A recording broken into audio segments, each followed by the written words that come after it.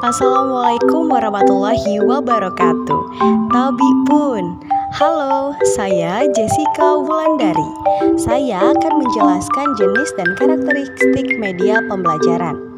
Berikut informasinya. Silakan disimak. Jenis dan karakteristik media pembelajaran. Klasifikasi media pembelajaran menurut Ramli tahun 2012. Paling tidak ada 5 macam. Yang pertama, media tanpa proyeksi 2 dimensi atau hanya punya ukuran panjang dan lebar, seperti gambar, bagan, grafik, poster, peta dasar, dan sebagainya.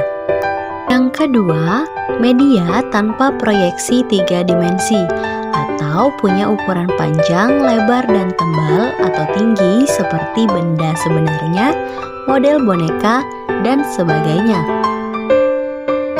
Selanjutnya, media audio atau media dengar seperti radio dan tape recorder. Media dengan proyeksi atau media yang diproyeksikan seperti film, slide, film strip, overhead, proyektor, dan sebagainya. Selanjutnya, televisi atau TV dan video tape record atau VTR. TV adalah alat untuk melihat gambar dan mendengarkan suara dari jarak jauh.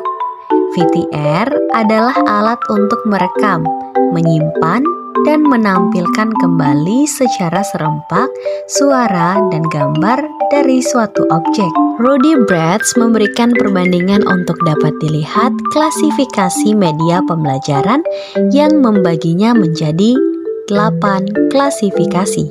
Yang pertama, media audio visual gerak.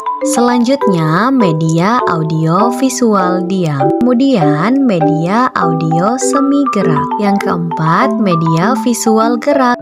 Kemudian, media visual diam. Yang keenam, media semi gerak. Selanjutnya, media audio dan media cetak. Menurut Ramli pada tahun 2012, terdapat beragam pembagian jenis media pembelajaran yang dikemukakan para ahli. Namun, pada dasarnya pembagian jenis media tersebut memiliki persamaan. Berikut beberapa macam dari media pembelajaran, yaitu yang pertama, media visual, yaitu media yang hanya bisa dilihat saja. Contohnya seperti sebuah gambar poster ataupun hal-hal lainnya yang hanya dapat dinikmati dengan penglihatan yang tidak bergerak dan tidak bersuara, menurut Mumtahanah pada tahun 2014. Yang kedua, media audio, yaitu media yang hanya bisa digunakan dengan hanya lewat pendengaran saja.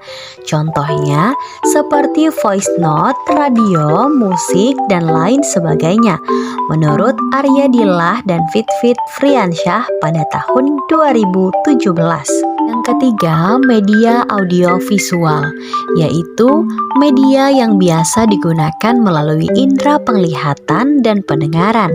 Contohnya seperti sebuah video, film pendek, slideshow, dan yang lain sebagainya. Media-media tersebut dapat digunakan sebagai alat pembantu dalam proses belajar mengajar di suatu kelas. Media-media tersebut dapat membantu seorang pengajar dalam menyampaikan pembelajaran dengan lebih menarik dan efektif juga efisien. Karakteristik media menurut Gerlach dan Eli menjelaskan bahwa jenis benda atau media dapat dilihat dari yang pertama, benda dalam media sebenarnya bisa saja seseorang, pengalaman nyata, ataupun benda tertentu.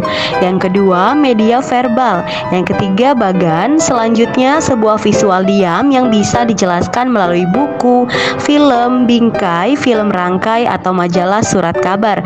Yang kelima, film atau video tape. Selanjutnya, sebuah rekaman audio atau sering diketahui media audio.